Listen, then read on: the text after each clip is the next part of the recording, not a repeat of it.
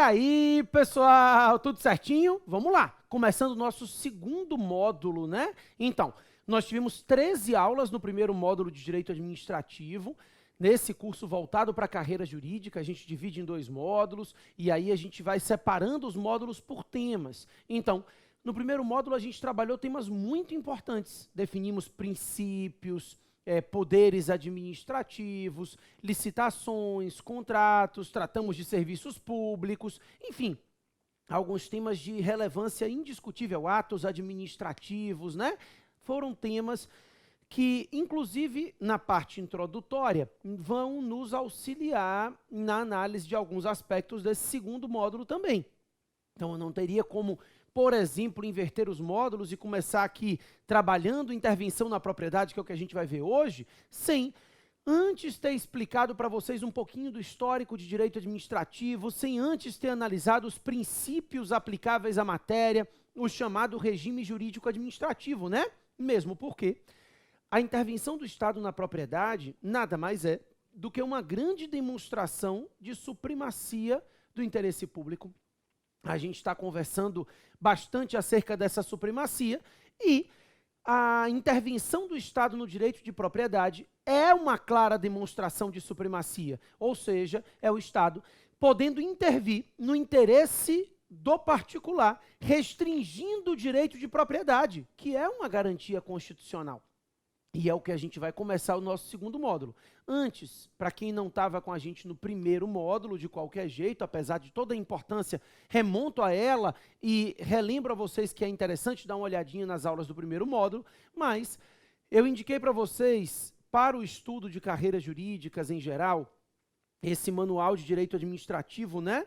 Ele está na 6ª edição, editora Juspodium. O Manual de Direito Administrativo de minha autoria é super completo, atualizado, então tudo que vocês precisam para a prova objetiva e também para a prova discursiva.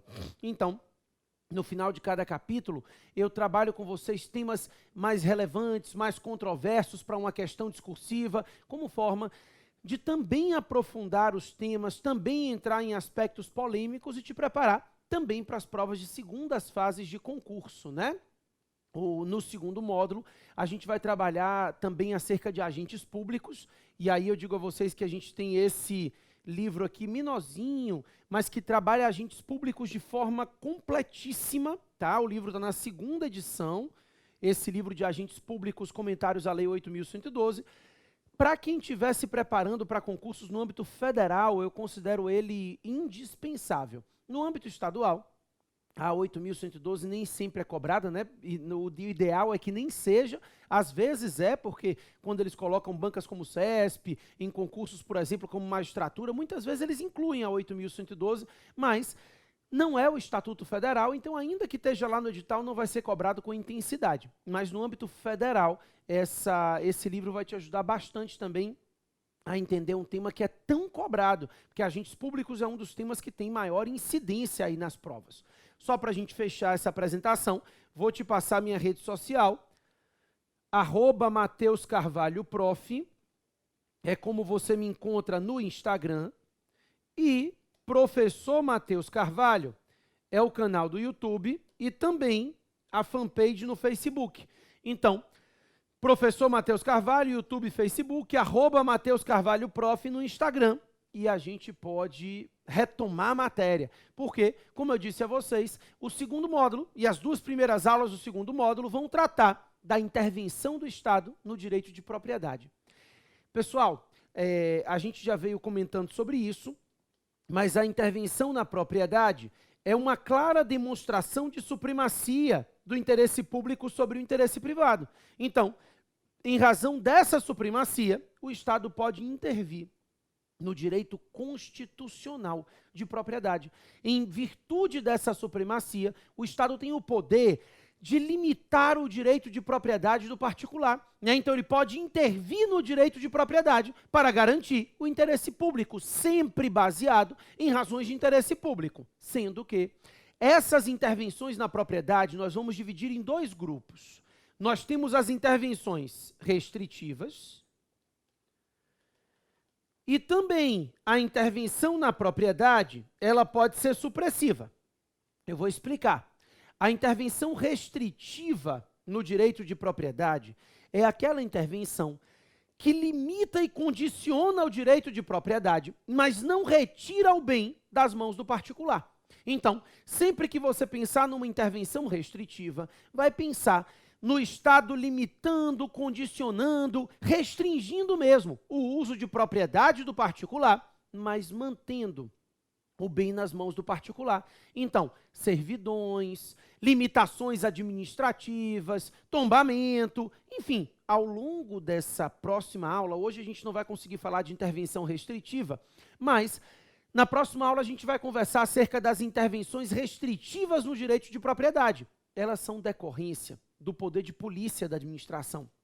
Olha a importância aí dos módulos estarem somados, né? Porque no módulo 1, quando a gente falou de poderes da administração pública e eu lhe ensinei o poder de polícia, eu lhe disse que esse poder de polícia, claro que a gente está falando da polícia administrativa, nada mais é do que o poder que a administração tem de limitar e condicionar o exercício de liberdades individuais e o uso da propriedade privada para atender ao interesse público. Então, o Estado, na busca do interesse público, ele pode limitar e condicionar o exercício de liberdades e também o uso da propriedade privada. Então, essa restrição ao uso da propriedade decorre do poder de polícia e cria algumas intervenções restritivas no direito de propriedade. Como eu disse a vocês, as intervenções restritivas têm uma incidência menor nas provas de concurso e, por isso, elas vão ser estudadas logo após a gente terminar a análise da intervenção supressiva. A intervenção supressiva, que é como a gente vai começar a aula, o nome já diz, na verdade, as expressões são autoexplicativas, né? A intervenção supressiva é aquela na qual o Estado suprime o direito de propriedade do particular. Então, nessa intervenção supressiva, o Estado retira o direito de propriedade. O bem, ele sai das mãos do particular e ele passa para as mãos do Estado. Então, existe uma supressão do direito de propriedade do particular. No direito administrativo brasileiro, a intervenção supressiva na propriedade é a desapropriação. Ou melhor, são as espécies de desapropriação, porque a gente vai ver aqui que não é só uma. Então, as espécies de desapropriação apresentam para a gente as hipóteses de intervenção supressiva no direito de propriedade. São hipóteses em que o Estado suprime, retira o bem das mãos do particular. Esse bem sai das mãos do particular e passa para as mãos do Estado. Tranquilo? Seguinte, quando eu falo de intervenções supressivas no direito de propriedade, quando eu falo de desapropriação, antes da gente analisar cada uma delas, e a gente vai fazer isso, antes de mais nada, eu quero que você saiba que a desapropriação é forma originária de aquisição de propriedade. O que significa isso, né? O que significa dizer que a desapropriação é forma originária de aquisição de propriedade? Significa que o bem desapropriado ele chega nas mãos do Estado novinho, livre e desembaraçado, como se ele nunca tivesse pertencido a ninguém anteriormente. A ideia é de que essa intervenção, essa desapropriação, ela gera uma aquisição originária de propriedade pelo Estado. Ou seja, o bem vai chegar livre e desembaraçado nas mãos do Estado. Você vai dizer assim, mas e se eu tinha um direito sobre o bem? Hipoteca, né, um penhor, se eu era um credor hipotecário, pignoratício, não tem problema. Qualquer direito, o bem é adquirido pelo Estado originariamente, e qualquer direito real ou pessoal que recaía sobre o bem, fica subrogado no valor da indenização. Então, se você tinha algum direito e esse bem garantia algum direito seu, aí nesse caso, o seu direito que tinha como garantia o bem, passará a ter como garantia o valor da indenização. Então, qualquer direito que recaía sobre o bem, fica subrogado no valor da indenização, porque o bem em si vai chegar nas mãos do Estado, novinho, livre e desembaraçado, como se ele nunca tivesse pertencido a ninguém anteriormente. Esse é o raciocínio e por isso a gente diz que a desapropriação é forma originária de aquisição de propriedade. Tá? Beleza. A base constitucional, a princípio, porque a gente vai começar por ela, está no artigo 5º da Constituição. Então, o artigo 5º, inciso 24 do texto constitucional, estabelece que o Estado pode desapropriar o bem de um particular, desde que o faça por utilidade ou necessidade pública, desde que o faça por interesse social, mediante o pagamento de prévia e justa indenização em dinheiro. Então, para começar, eu coloquei aqui o texto da Constituição, tá? Sem nenhuma novidade. O Estado pode desapropriar o bem de um particular por utilidade, necessidade pública ou interesse social, mediante o pagamento de prévia e justa indenização em dinheiro. Certo? Vamos lá.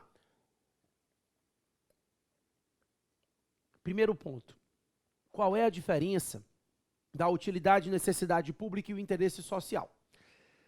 A utilidade pública, ela estará presente naquelas situações em que o Estado pretende utilizar o bem. Ele vai dar utilidade a esse bem. Então, ele vai utilizar o bem para executar uma obra, para prestar um serviço, mas o bem será utilizado diretamente pelo Estado. A utilidade e a necessidade pública meio que se confundem. Normalmente, a doutrina costuma dizer que a diferença é a urgência. Nas hipóteses de necessidade pública, nós temos uma utilidade com urgência. Então, se houver utilidade pública, mas for urgente fazer isso, aí a gente chama de necessidade pública. Então, seria mais ou menos a mesma coisa. Utilidade, necessidade pública seriam expressões similares, tá? A questão é, essa utilidade e necessidade pública é regulamentada pelo Decreto-Lei 3365 de 41. Então, o Decreto-Lei 3365 de 41 regulamenta a desapropriação por utilidade e necessidade pública. Inclusive, o artigo 5º desse decreto traz hipóteses que podem ser consideradas situações de utilidade e necessidade pública. O decreto não fala a expressão necessidade, ele foi trazido pela Constituição, mas a gente vai colocar sempre no mesmo balaio aqui, utilidade e necessidade pública. O que vai mudar é efetivamente a urgência, né, a necessidade premente ou não.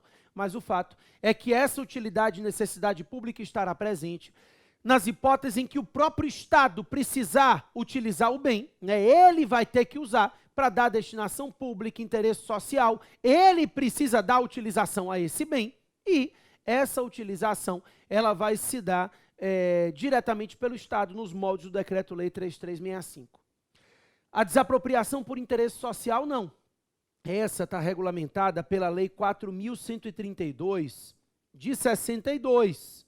E a Lei 4.132, ela regulamenta que haverá interesse social todas as vezes que o Estado desapropriar o bem para garantir a função social da propriedade. A função social da propriedade também tem base no artigo 5º, né? O artigo 5º, inciso 22 e 23, tratam do direito de propriedade. E aí fala que o direito de propriedade é uma garantia constitucional, mas também fala que a propriedade deverá cumprir a sua função social.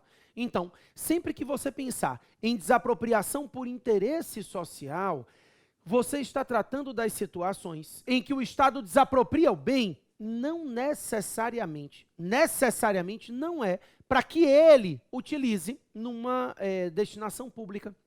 Então, quando eu falo de desapropriação por interesse social, o que o Estado está buscando é dar função social à propriedade. Então, ele pode desapropriar e destinar para terceiros, né, para fins de reforma agrária. Não é necessariamente uma utilização direta do Estado.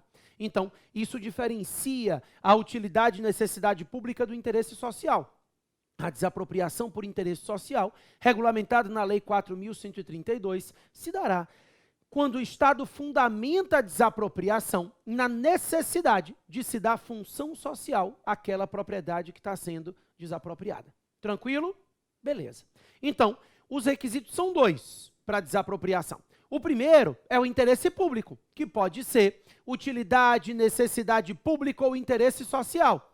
Preste atenção que as leis que tratam de desapropriação, pelo menos dessa comum, elas são leis mais antigas, né? É por isso que a matéria, ela exige tanto cuidado da gente. A gente precisa ver o que foi, o que não foi recepcionado pela Constituição de 88. Por ser uma legislação um pouco mais antiga, a gente tem que ter um cuidado especial nessa análise da legislação que trata de desapropriação, tá? Mas, de qualquer jeito, como eu disse a vocês, a desapropriação depende de dois requisitos. O primeiro é esse, o interesse público na utilização do bem. Esse interesse público a gente divide em utilidade e necessidade pública, Decreto-Lei 3365, interesse social, Lei 4.132 de 62. Beleza. Além do interesse público, a desapropriação depende de um segundo requisito. O segundo requisito é o pagamento de indenização. Essa indenização tem que ser prévia, tem que ser justa e tem que ser em dinheiro. Então, além do interesse público, será necessário o pagamento de uma indenização, que tem que ser uma indenização prévia, justa e em dinheiro. Vamos lá. A indenização prévia significa, obviamente, a indenização paga anteriormente à perda do bem. Isso para a gente é fácil, né? O conceito de prévia é um conceito objetivo. Antes do particular perder a propriedade, ele deve ser indenizado.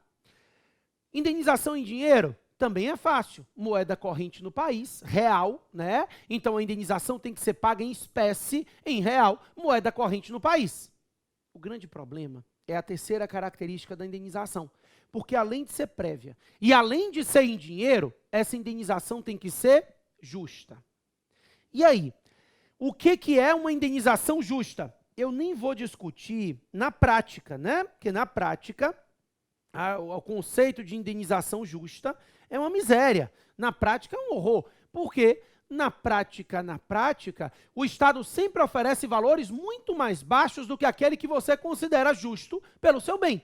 Eu não vou discutir essa análise prática, porque não interessa para a gente. A gente está se preparando para concurso. Então, me interessa, teoricamente, saber o que significa uma indenização justa. Primeiro, é importante que você saiba que essa indenização justa será calculada pela administração por meio de perícia. Então, ele vai contratar um profissional que vai periciar o bem e vai calcular a indenização justa, que, para ser efetivamente justa, deve abarcar o valor venal do imóvel. Quando eu falo valor venal, eu estou falando de valor de mercado, valor de venda.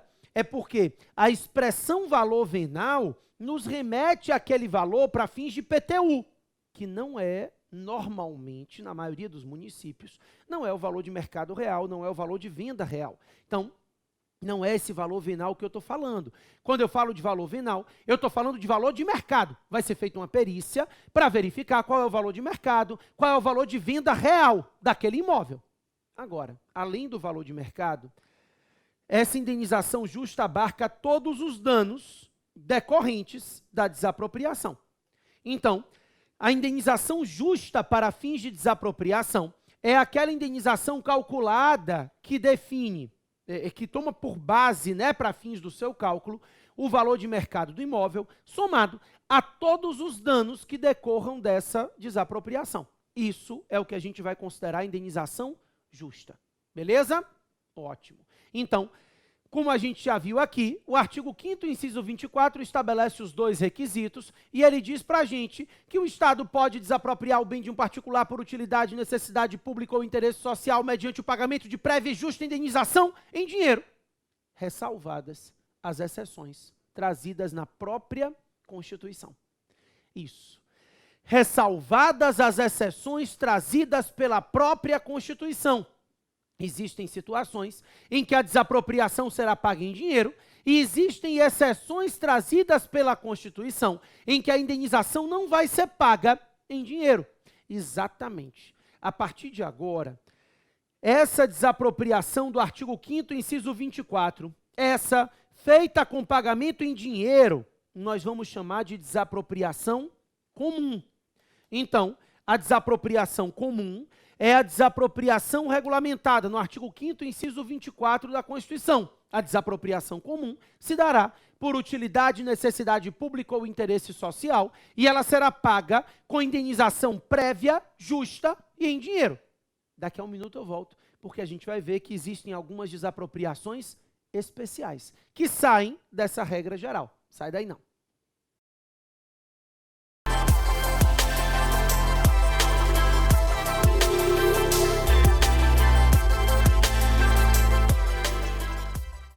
E aí, vamos lá? Seguindo? Pois então, como eu disse a vocês, desapropriação comum no artigo 5º, inciso 24, ressalvadas as exceções previstas na própria Constituição.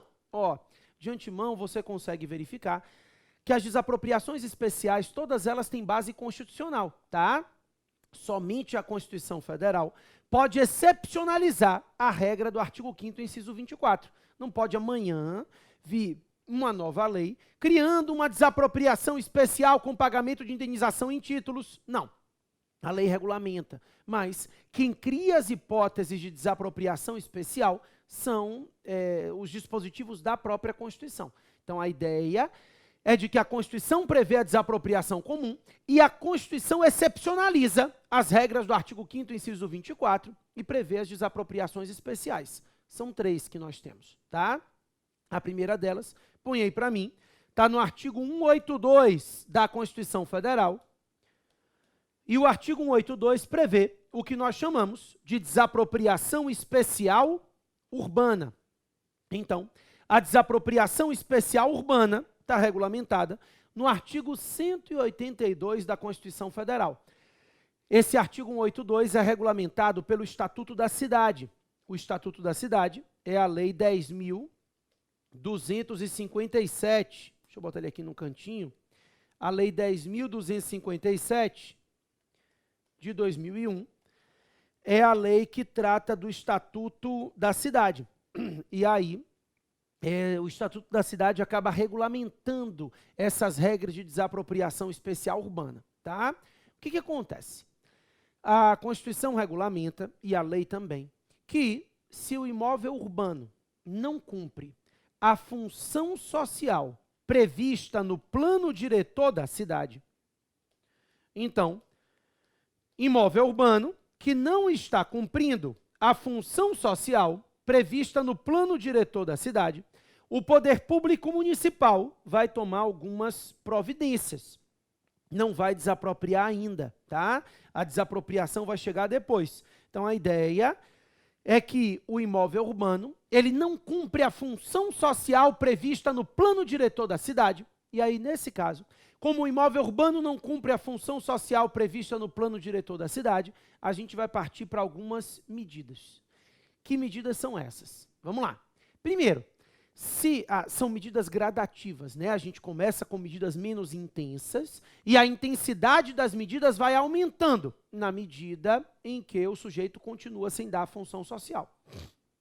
Então, a Constituição diz que se o imóvel urbano não cumpre a função social prevista no plano diretor da cidade, a primeira medida a ser tomada é a notificação do proprietário para que ele faça o parcelamento ou a edificação no terreno. É o que a gente chama de parcelamento compulsório, de edificação compulsória, tá? Então, parcelamento compulsório ou edificação compulsória. Notifica o proprietário e diz, meu querido, dê função social à sua propriedade.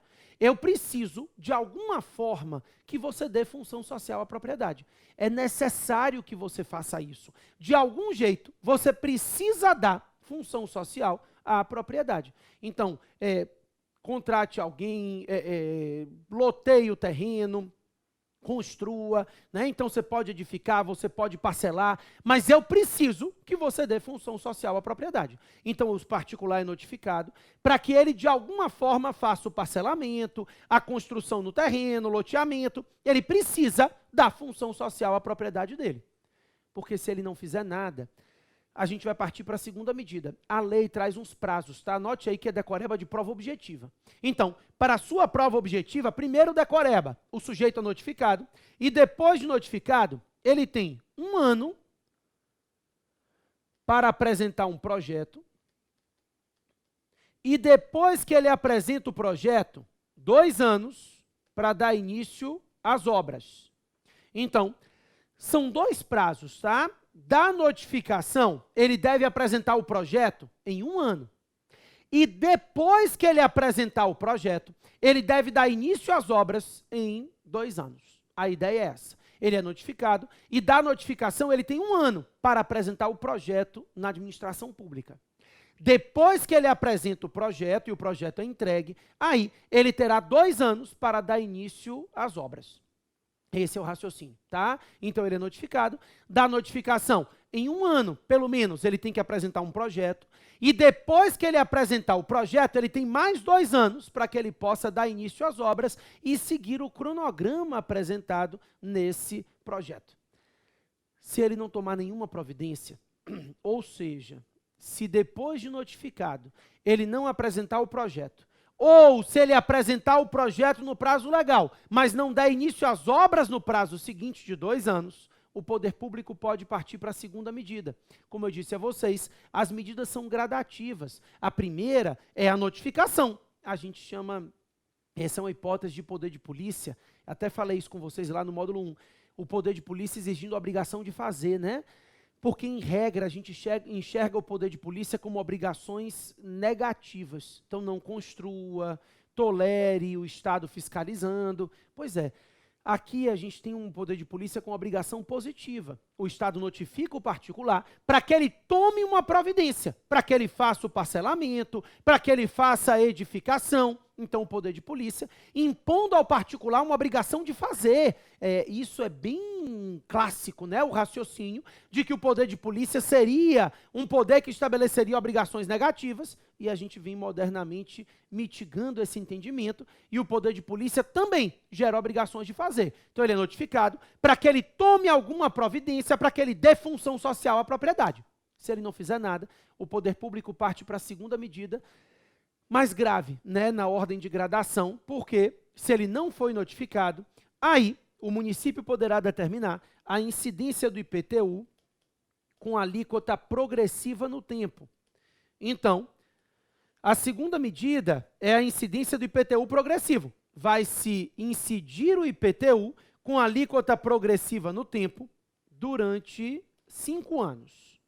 Então, ano a ano, vai se aumentando a alíquota do IPTU como forma de coerção, até o máximo de 5 anos. A cada ano vai haver uma progressividade na alíquota. A base de cálculo, né, aquele valor venal do imóvel como base de cálculo não muda. O imposto predial territorial urbano, ele vai sofrer um aumento na alíquota como forma de coerção. O seu professor de tributário vai chamar isso aqui com o nome de extrafiscalidade. Extrafiscalidade, porque a intenção do tributo aqui, né, esse aumento progressivo da alíquota do IPTU, a intenção não é arrecadar. Não é arrecadar cada vez mais, não. O intuito aqui é fazer com que o particular se sinta coagido a dar função social à propriedade. A ideia é coerção mesmo. Vai se incidindo a alíquota do IPTU como forma de coerção. Ele vai sendo coagido a dar função social à propriedade dele. De alguma forma, ele precisa dar função social à propriedade, senão o IPTU vai aumentando para que ele se sinta forçado, para que ele se sinta coagido a dar essa função ao terreno dele. Só um detalhe, é assim, pessoal. Imagina no meio de uma cidade como Salvador, estou dando um exemplo de uma cidade grande que eu moro, mas qualquer outra. Aí você chega no centro da cidade, aquele espaço super lotado, tem um terreno baldio no meio. Aquilo ali está totalmente em desacordo com o plano diretor, né? Então faça ou loteie, ou faça um estacionamento, ou construa. Eu preciso que você faça alguma coisa, tá? Então, a segunda medida é essa, o IPTU com alíquota progressiva por no máximo 5 anos. Essa alíquota pode chegar a até 15%. Mais do que isso é confisco. Então, a gente tem um limite expresso na própria lei, né, e na Constituição, definindo que essa alíquota do IPTU, ela pode chegar até 15%, ela não pode passar disso. Então, como eu te falei, a base de cálculo é o valor venal do imóvel, não vai mudar, e a progressividade da alíquota pode se dar ano a ano durante 5 anos, desde que essa alíquota não ultrapasse 15%. Além dessas duas limitações, né, a limitação temporal de 5 anos e a limitação percentual, né, de 15% na alíquota, além disso, de um ano para o outro, o máximo que a alíquota pode aumentar é o dobro. Então, essa alíquota pode, de um ano para o outro, no máximo, duplicar. É possível que haja uma duplicação da alíquota. Não é possível que se aumente mais do que o dobro. Então, por exemplo, imagine que em determinado município, a alíquota do IPTU é de 1%. Beleza. De um ano para o outro, eu posso passar até 2%. Do ano seguinte, pode passar para 4%. No ano seguinte, para 8%. No ano seguinte, para 15%. Então, de um ano para o outro, eu posso duplicar. E no final de tudo, o máximo que pode acontecer é essa alíquota chegar até 15%, tá? Então, ó, eu não posso mais do que duplicar, e aqui nem deu para duplicar, porque eu também não posso ultrapassar 15% de alíquota, tá? Essas são as regras do IPTU progressivo. Então, ele não deu função social à propriedade, ele foi notificado e tudo mais. Ainda assim, ele não deu função social à propriedade, passa-se a incidência da alíquota progressiva no tempo, e essa alíquota não pode ultrapassar 15%, sendo que de um ano para o outro, o máximo que a alíquota pode aumentar é o dobro. Beleza? Ótimo. Com isso entendido, se depois de tudo isso, o sujeito continua sem dar função social, então, notificou para que ele fizesse a edificação e o parcelamento, ele não tomou providência no prazo legal. Incidiu o IPTU progressivo durante 5 anos, ele não tomou nenhuma providência, o poder público então parte para a terceira medida. A terceira medida, que é a desapropriação. Agora, essa desapropriação, ela tem caráter sancionatório. A desapropriação especial urbana, ela é considerada pela doutrina como uma desapropriação sanção, né? O sujeito não está dando função social à propriedade dele, eu tomei várias medidas para que ele se sentisse coagido a isso, ele continuou sem fazer, então eu vou ter que partir para a minha última medida, que é a desapropriação especial urbana. Essa desapropriação ela é feita com pagamento de indenização não em dinheiro, mas sim em títulos. Então, se depois de tudo isso ele não deu função social à propriedade, vai ser feita a desapropriação do terreno com pagamento de indenização em títulos da dívida pública resgatáveis em até 10 anos. Então, essa desapropriação é uma exceção, ela é especial, porque o pagamento de indenização não se dará em dinheiro. Será feita a indenização em títulos da dívida pública resgatáveis em até 10 anos. A emissão dos títulos deve ser aprovada pelo Senado Federal, tudo como diz a Constituição Federal, e esses títulos serão resgatados em até 10 anos pelo particular que foi desapropriado. Beleza? Ótimo. A desapropriação especial rural tem uma peculiaridade. O que acontece? Depois a gente vai conversar sobre a desapropriação comum. Acredito que no próximo bloco ou no outro a gente já comece a entender o procedimento. E aí, quando a gente for tratar da desapropriação comum, primeira coisa que você vai enxergar comigo é que qualquer ente federativo tem legitimidade, tem competência para essa desapropriação comum. Então, União, Estados, municípios, Distrito Federal, qualquer um dos entes da federação tem legitimidade para essa desapropriação comum, tá? A desapropriação especial, não. As desapropriações especiais têm legitimação restrita. Então, se restringe a legitimação nos casos das desapropriações especiais. Então, no caso da desapropriação especial urbana, só quem pode tomar todas essas medidas, não é só a desapropriação, não. Todas as medidas que você está vendo aqui só podem ser tomadas pelo poder público municipal. Então, somente o município pode se valer dessas regras de notificação compulsória, IPTU progressivo e desapropriação especial urbana. Então, essas são medidas limitadas ao poder público municipal, não é qualquer autoridade, somente o poder público municipal pode fazer isso. E eu digo mais, não é qualquer município, é somente o município que tenha plano diretor, tá? Pessoal, primeiro, eu quero que você saiba o seguinte, o artigo 100, eu quero dizer o número do artigo, o artigo 182, parágrafo, não, 183, vige, ó,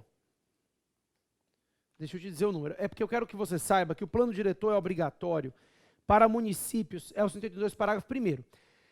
É obrigatório para municípios que tenham acima de 20 mil habitantes. O plano diretor obrigatório para cidades com mais de 20 mil habitantes. Ele é o instrumento básico da política de desenvolvimento e expansão urbana. 182, parágrafo 1º.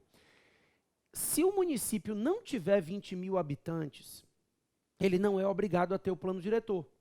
Mas ele pode ter o plano diretor, mesmo que ele não tenha 20 mil habitantes. Então, a ideia é que, se a cidade tiver a partir de 20 mil habitantes, esse município obrigatoriamente tem que ter o plano diretor. Abaixo dos 20 mil habitantes, o plano diretor já não é obrigatório, mas o município pode ter. Então, se ele quiser se valer dessas medidas, ele tem que ter plano diretor. Tenha ele 20 mil habitantes ou não, se ele quiser se valer dessas medidas, ele precisa ter montado e publicado o seu plano diretor. Essa é a ideia, porque de vez em quando eles perguntam isso. Eles trazem um caso concreto do município de 5 mil habitantes e fala que o município vai incidir IPTU progressivo. Aí pergunta, para se valer de tais medidas, é obrigatória a existência do plano diretor do município? Aí você pensa, 5 mil habitantes não é obrigatória. Mas a pergunta é, para se valer dessas medidas?